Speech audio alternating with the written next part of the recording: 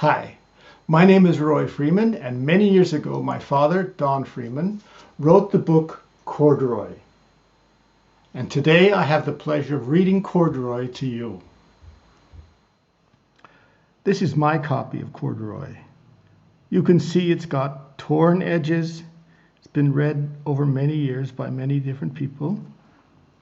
But I myself didn't have a copy until a relative sent me this special copy where my father had written, "For my dear Aunt Harriet. Merry Christmas, love, Don."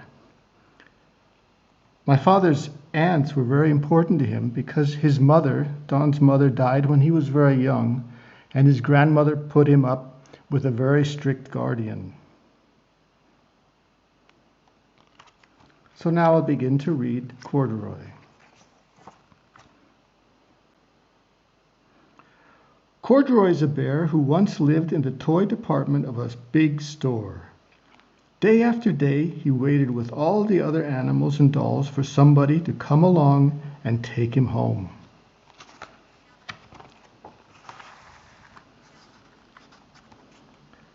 The store was always filled with shoppers buying all sorts of things, but no one ever seemed to want a small bear in green overalls.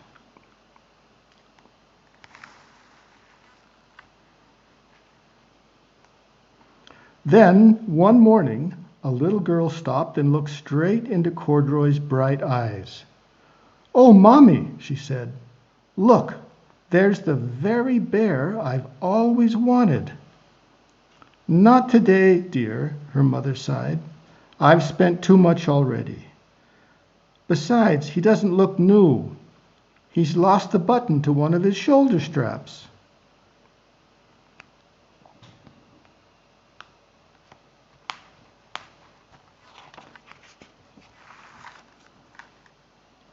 Corduroy watched them sadly as they walked away.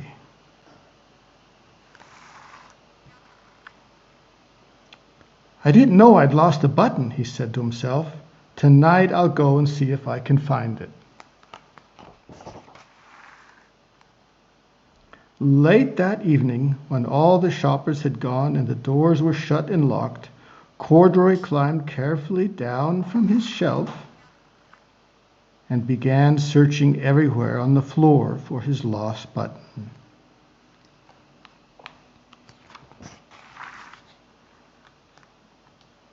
Suddenly, he felt the floor moving under him. Quite by accident, he had stepped onto an escalator, and up he went. Could this be a mountain, he wondered? I think I've always wanted to climb a mountain.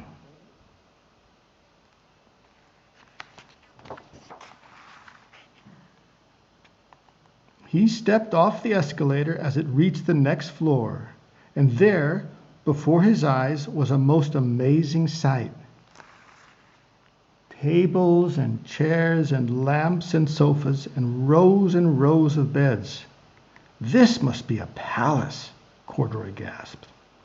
"I guess I've always wanted to live in a palace." It might interest you to know that this scene of a small toy animal going in the nighttime when no one is around exploring a big department store was one of the original inspirations for my father to write Corduroy. Okay, now back to the story. Corduroy wandered around admiring the furniture. "This must be a bed," he said. "I've always wanted to sleep in a bed." And he crawled onto a large, thick mattress. All at once, he saw something small and round.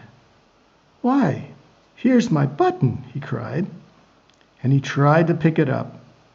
But, like all the other buttons on the mattress, it was tied down tight.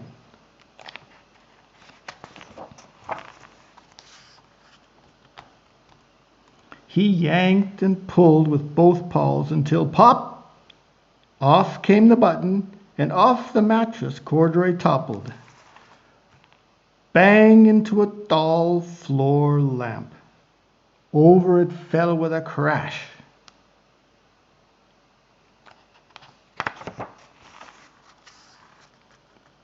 Corduroy didn't know it, but there was someone else awake in the store.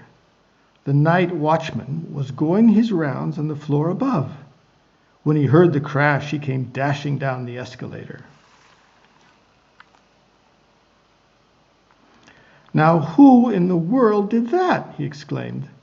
"Somebody must be hiding around here."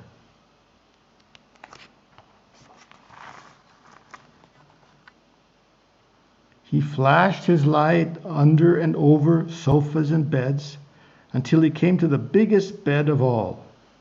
And there he saw 2 fuzzy brown ears sticking up from under the cover. "Hello," he said. "How did you get upstairs?"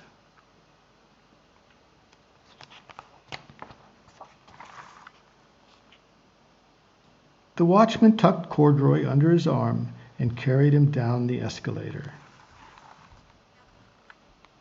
and set him on the shelf in the toy department with the other animals and dolls.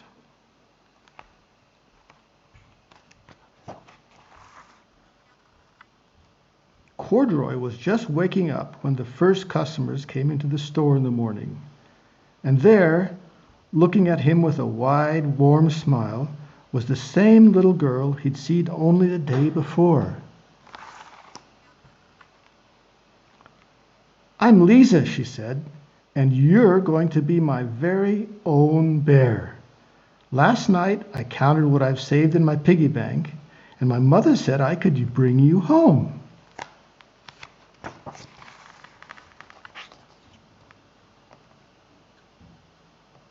"Shall I put him in a box for you?" the saleslady asked. "Oh, no, thank you," Lisa answered, and she carried Corduroy home in her arms.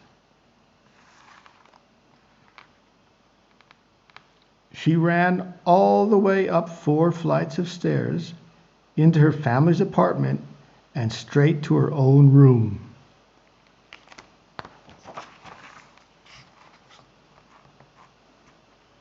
Corduroy blinked. There was a chair and a chest of drawers, and alongside a girl-sized bed stood a little bed just the right size for him. The room was small, nothing like that enormous palace in the department store. "This must be home," he said. "I know I've always wanted a home." Lisa sat down with Corduroy on her lap and began to sew a button on his overalls. "I like you the way you are," she said, "but you'll be more comfortable with your shoulder strap fastened."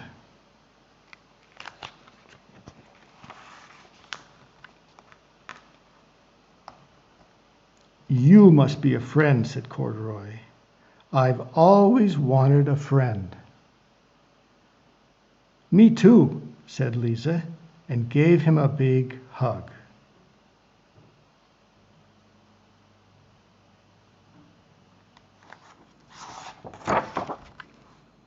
In my book, there's a back flap, that's what this is called, and there's a photograph of my father.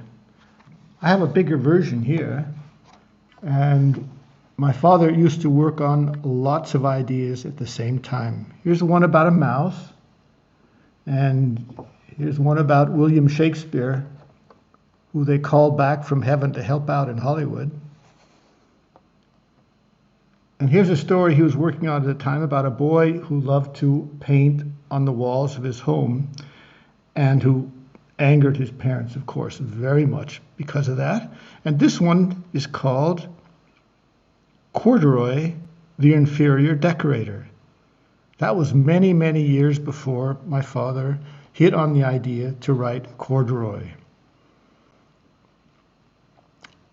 And that one, he felt he really had to see through. And he set himself up in a hotel room in New York in order to really focus on working just on that story and avoiding distractions. He was working on 2 other stories at the same time, But Corduroy, he felt, was really an important story he wanted to complete. Originally, when he handed it in to the publishers, they rejected Corduroy. They said there was too many bear books already out there for children. But my father kept working at it and finally brought it out and convinced the publisher that this was a good story. And they agreed, and it finally was published. So, you see, if you have a good idea, then just keep on it until it comes through.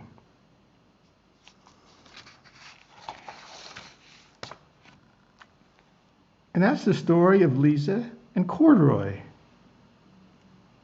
I hope you enjoyed it. Thanks for listening.